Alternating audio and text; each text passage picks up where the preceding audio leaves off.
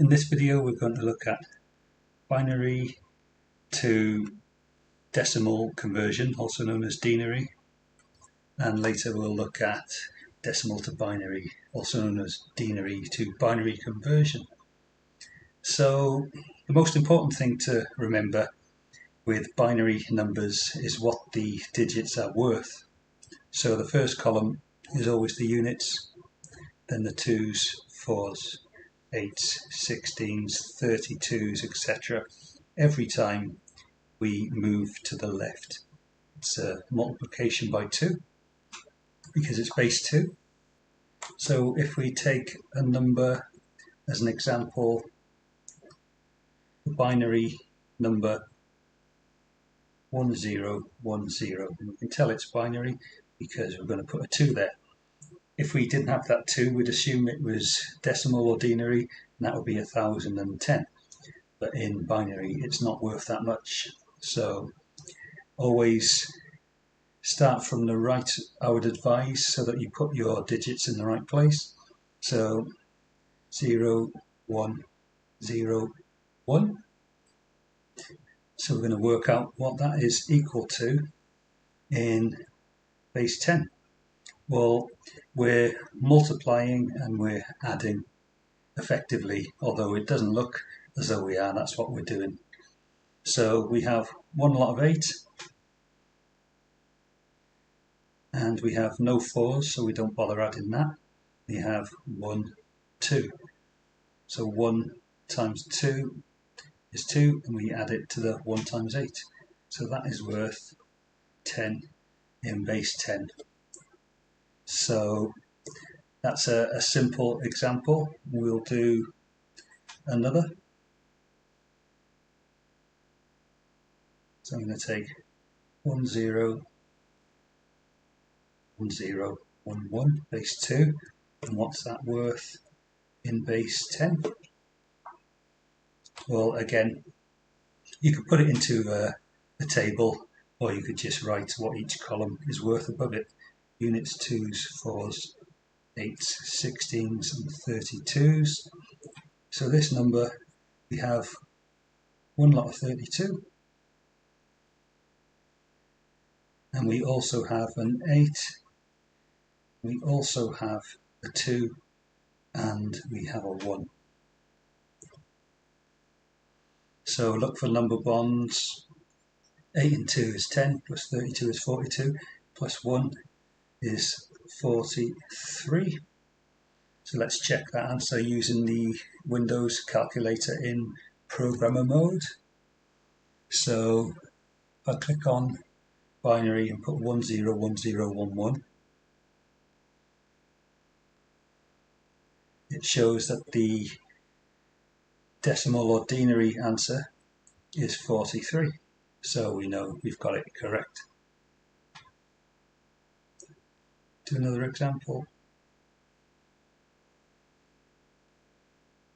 Let's take 1111 001, and I would advise to set them out nice and neatly, normally with like equal spacing, especially when the numbers get longer. So just to show that, I'm going to write that more spaced out. 1, 1, 1, 1, 0, 0, 1. Otherwise you're going to end up putting things in the wrong place. And that's our units, 2s, 4s, 8s, 16s, 32s, and 64s. So we're going to multiply and add. So one lot of 64 is 64, so that's a base 2 number, remember. This is a base 10 number. We also have, so we're adding one lot of 32. We also have a 16. We also have an 8. There's no 4s and no 2s, but we also have 1. So again, 32 and 8 makes 40, plus 64 is 104, plus 16 is 120, plus 1 is 121, base 10. So let's check that with our calculator. You can click on decimal or denary, and we can put in 121, and in binary it is 1111001, which should be 1111001 is what we had. The calculator shows a leading 0 because it does it in groups of 4 bits, as like computers work. They do 4, 8, 16, 32 and 64-bit architectures, so we don't worry about leading zeros because they're not worth anything. So no matter how long the binary number is, all you need to do is write the units and the 2s, 4s, 8s, 16s, etc. Then wherever there's a 1, you add one of that number. When there's a 0, you don't add it. So hopefully that'll be quite straightforward. Write some down yourselves and have a go. I almost forgot, you'll be feeling shortchanged, that I said that in this video we'll be doing decimal to binary conversion as well. So let's have a look at that. Let's pick a random decimal ordinary number. 100, we can tell it's decimal, so we put base 10 there. So how do we convert that into binary? Well, as usual, we need to have our binary place columns. Units, 2s, 4s, 8s, 16s, 32s, 64s, 128s. But the number that we're starting off with is less than 128, so we could never put a 1 in there, because one lot of 128 is bigger than 100, so we don't need this column. And the opposite of what we did earlier, multiplying and add, effectively what we're doing is dividing and subtracting to get our answer. So we ask ourselves, one way of seeing it is 100 divided by 64 gives us 1 and a remainder. So really what we're doing, we're saying 100 divided by the 64 column equals 1 point something. So we know that we have one lot of 64 and 100, and we know we have a remainder.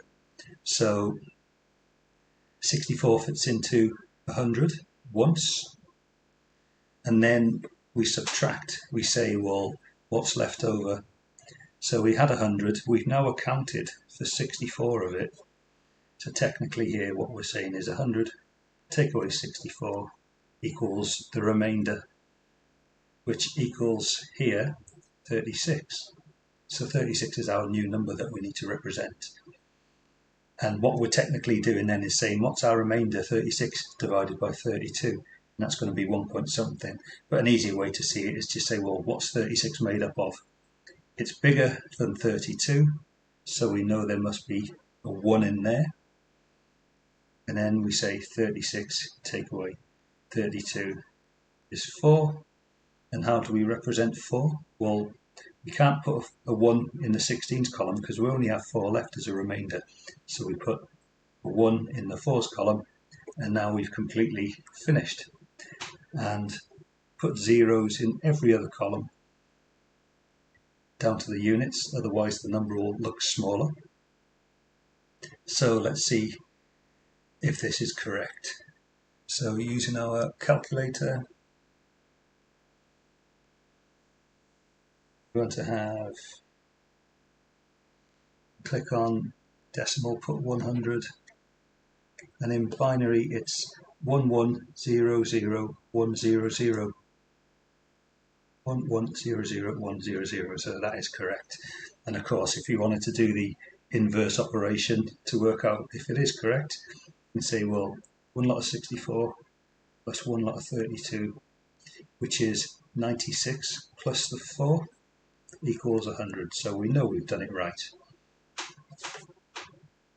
So we'll do the next example a little more quickly, a little more straightforward. I just had to show the processes that we were doing. So 300 in base 10 is equal to what in base 2? Well, again, units, 2s, 4s, 8s, 16s, 32s, 64s, 128s, 256s and 512s column. We know we don't need the 512s column because 300 is less than that, so we wouldn't be allowed to put a 1 here. So we don't need that one. But 256 goes into 300 once with a remainder of 44. So how do we now represent our remainder? 44. We couldn't put a 1 there because 64 is bigger than 44. I'll just make a quick note so we don't forget what we're doing. 300, take away what we've represented already is 44. So that has to be a 0 because it's bigger than 44. That has to be a 0. But 32 fits into 44 once. So now we've got 44 remainder minus 32, which we've accounted for is 12. And 12 is made up of 8 and 4. The rest have to be put as zeros. So let's check our answer.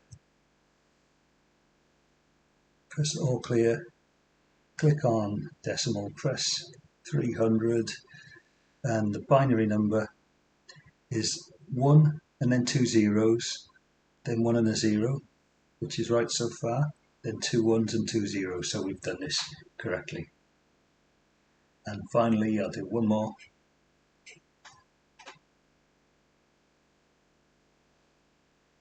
$1,020 in base 10 is equal to what in base 2? Slightly longer number, so I'm going to start off over here. Units, 2s,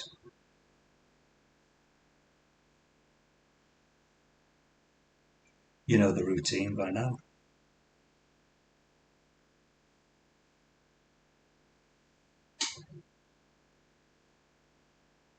Double check the columns. We haven't missed any out. So 1020, we couldn't put a 1 there because 1024 is bigger, so we don't need this column. But 512 fits into 1020, and then we do the remainder. So we could write 1020, take away 512, that's equal to 508.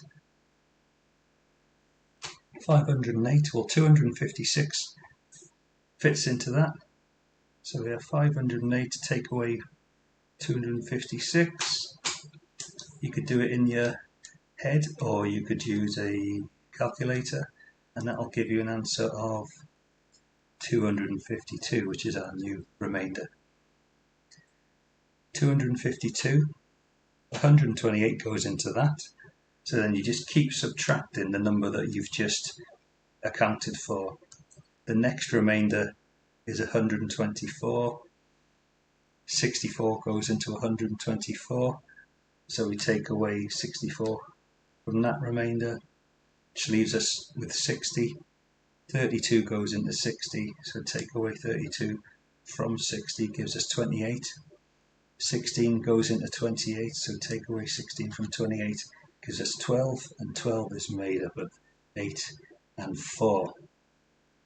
So quite a long number, so the answer is 1, 1, 1, 1. It's good to group them into 4s. 1, 1, 1, 1. 0, 0. So technically speaking, we should group them into 4s from the right hand side. So really, I should have written 1, 1, and then another group of 4 1s, then 1, 1, 0, 0. And if we check that on our calculator, let's do it in binary mode for a change. Click on binary, I put 1, 1, then 4 more 1s, then 2 1s and 2 zeros. In decimal tells us that's 1020. So we've got it right. Happy days. I hope you found this video useful, so try some yourselves.